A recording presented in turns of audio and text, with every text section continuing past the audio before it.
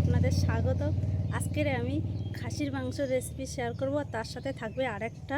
গরম তো প্রায় পড়ে গেছে, আর এই গরমের সময় কিন্তু এই রেসিপি দুটো কিন্তু দারুণ লাগে খেতে। সেই রেসিপি আপনাদের কাছে শেয়ার করব। সেটা হচ্ছে বেগুন দিয়ে নিম পাতা দিয়ে করব। আর এই যে হাতে আছে খাসির মাংস, এই মাংসটা কিন্তু যে সাধারণত অনেকেই কিন্তু এই মাংস গন্ধর জন্য কিন্তু খেতে পারে না। এই গন্ধটা যাতে না লাগে কিভাবে রান্না করলে সেটাই আপনাদেরকে বানিয়ে দেখাবো। আপনারা পুরো ভিডিওটা প্রথম থেকে শেষ পর্যন্ত দেখতে দেবেন। আর এই গরমের সময় কিন্তু এই মাংস কিন্তু হালকা পাতলা ঝোল করলে বেশি ভালো লাগে। গরম তো প্রায় পড়েই গেল, তো আমি হালকা পাতলা করেই ঝোল করে রান্নাটা করব। একটা কাটা বেগুন নিয়েছি নিম বেগুন বানানোর জন্য। তাহলে এই বেগুনটা কেটে নিই। বেগুনটা একদম কচি বেগুন। আর গরমের সময় কিন্তু নিম বেগুন কিন্তু বেশি ভালো লাগে খেতে, আর কিছু ভালো লাগে না। তিতো টক এগুলোই বেশি ভালো লাগে গরমের শুরুতেই নিম বেগুন। আগে এবার মশলাটা বেটে নেব। জিরে আর মরিচ আর আদা,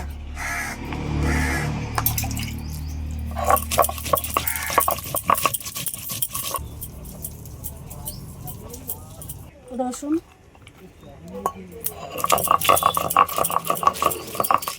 এবার মাংসটা আমি ম্যারিনেশন করে নেব। এখানে আমি যেই আদা জিরে আর গোলমরিচটা বেটেছি, এর থেকে অল্প করে একটু নিয়ে নিলাম। হলুদের গুঁড়ো, অল্প করে লবণ দিলাম, টক দই, একদম অল্প করে সর্ষের তেল দিচ্ছি। আর এখানে 5 থেকে 6টা গন্ধরাজ লেবুর পাতা নিয়েছি, এটাও দিয়ে দেবো। সবগুলো একসাথে মাখিয়ে 5 থেকে 10 মিনিট মতো রেখে দেবো।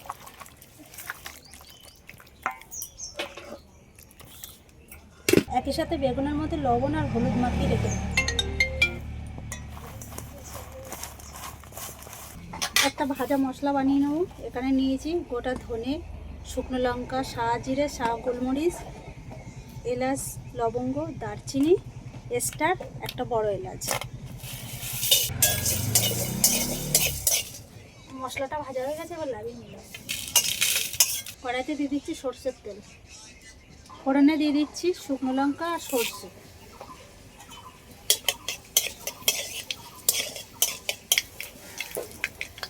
নিম পাতা,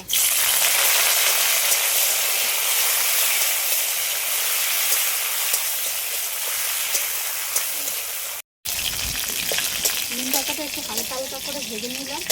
আর এই নিম পাতাটা হচ্ছে কচি হলে আরও বেশি ভালো হয়। এখনও কচি নিম পাতা এখনও গাছে বের হয়নি। এবারে আমি এই বেগুনটা দিয়ে দেবো, লবণ আর হলুদ মাখিয়ে রাখা।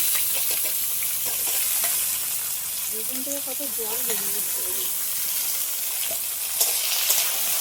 মাংসের মধ্যে যে লেবুর পাতাটা মাখিয়ে রেখেছি এগুলো সব তুলে নেবো, কেননা বেশিক্ষণ দিয়ে রেখে দিলে মাংস কিন্তু তিতো লাগবে। এই পাতাটা দেওয়ার কারণে কিন্তু এই যে মাংস যে একটা দুধ দুধ গন্ধ খায়, সেই গন্ধটা কিন্তু কাল লাগবে না। সব কটা পাতাই কিন্তু তুলে নেব। আর এই বেগুনগুলো কত বড় বড় করে কেটেছিলাম, একদম কমে একদম ছোটো ছোটো হয়ে গেছে। ভাজাটা কিন্তু হয়ে গেছে।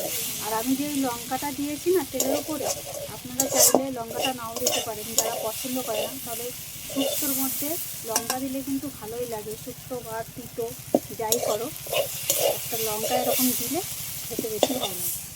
তা এটা হয়ে গেছে, লাগিয়ে নিলাম। আবারও কড়াইয়ের মধ্যে একটু বেশি করে তেল দিয়ে দিয়েছি, তেলটা কিন্তু গরম হয়ে গেছে। এবার তেলের মধ্যে দিয়ে দেবো হালকা করে হলুদের গুঁড়ো আর হালকা করে লবণ। এবার আমি আলুটা ভেজে নেব। এবার ভাজা মশলাটা গুঁড়ো করে নেব।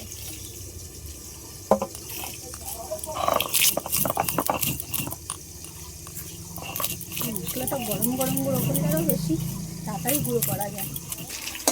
আলুগুলো সব এরকম একটু হালকা লাল লাল করে ভেজে নিয়েছি, এবার সব তুলে নেব। হয়ে গেছে ভাজাটা। আলু ভাজা তেলের মধ্যে দিয়ে দিচ্ছি তেজপাতা, শুকনো লঙ্কা 2-3টে নিয়েছি, কেটে দিয়ে দিলাম।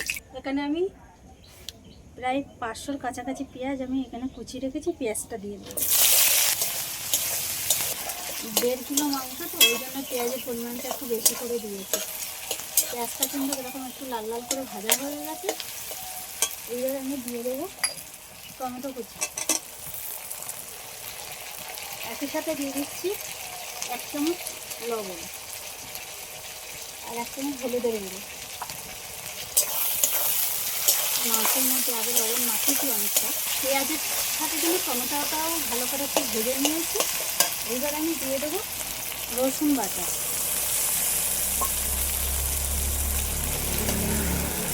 জিরে, গোলমরিচ আর আদা বাটা। আর তেলটা একটু কম করে দিয়েছি যেহেতু মাংসের মধ্যে অনেকটা চর্বি আছে। তরকারিটা একটু কালারের জন্য বা স্বাদের জন্য একটু মিষ্টি দিয়ে দিলাম।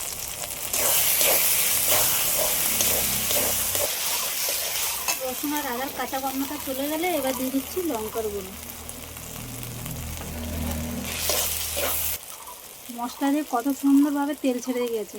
আর এই মশলাটা যতটা ভালো কষানো হবে ততই কিন্তু মাংসের স্বাদটা বেশি হবে আর খেতেও কিন্তু দারুণ লাগবে। এবার ম্যারিনেট করে রাখা মাংসটা দিয়ে দিলাম। 2টো গোটা রসুন দিয়ে দিলাম একই সাথে। এই গোটা রসুনের মধ্যে মশলা ঢুকলে না খেতে কিন্তু দারুণ লাগে। মাংসটা কিন্তু প্রায় কষানো হয়ে গেছে। এবার আমি ভেজে রাখা আলুগুলো দিয়ে দেবো। সব একসাথে আবার একটু ভালো করে কষিয়ে নেব। মাংসটা কষাতে কষাতে কত সুন্দর তেল ছেড়ে দিয়েছে মাংস দিয়ে। আর কষানোটা এত সুন্দর হয়েছে না, দেখতে কিন্তু দারুণ লাগছে। এবার আমি পরিমাণ মতন জল দিয়ে দেবো। আর খাসি মাংসতে একটু জলের পরিমাণটা বেশি দিতে হয়, কেননা অনেকক্ষণ ধরে জাল দিতে হবে। মাংসটা কিন্তু প্রায় হয়ে গেছে। আর আলুটা কীরকম সিদ্ধ হয়েছে সেটাও দেখাচ্ছি। কত সুন্দর সিদ্ধ হয়ে গেছে, মাংসও ভালোভাবে সিদ্ধ হয়ে গেছে। প্রায় 8 ঘন্টারও বেশি টাইম লেগেছে ফুটাতে। এবার আমি এই যে ভাজা মশলাটা বানিয়ে রেখেছি এটা দিয়ে দিচ্ছি। আর যে কোনো মাংসের তরকারিতে কিন্তু এরকম ভাজা মশলা দিলে কিন্তু খেতে বেশি ভালো লাগে। একটু পাতলা ঝোল করেছি, আমি বললাম না একটু হালকা পাতলা ঝোল করব। আর এই গরম প্রায় পড়ে গেছে, এই গরমের সময় কিন্তু এরকমভাবে রান্না করলে বেশি ভালো লাগবে খেতে। আর গরমের সময় তখন একটু কাঁচা লঙ্কা দিয়ে করলে আরও বেশি ভালো হবে। এবার আমি মাংসটা লাভিয়ে নিলাম। মাংস তরকারি কেমন হয়েছে? ভালো হয়েছে। ভালো হয়েছে? নুন ঝাল সব ঠিক আছে তো?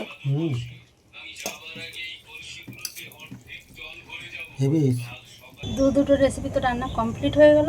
আর এই ভিডিওটা কেমন হয়েছে আপনারা আমাকে কমেন্ট করে জানাবেন। আর এই চ্যানেলটিকে সাবস্ক্রাইব করে লাইক কমেন্ট শেয়ার করে বন্ধু হয়ে পাশে থাকবেন।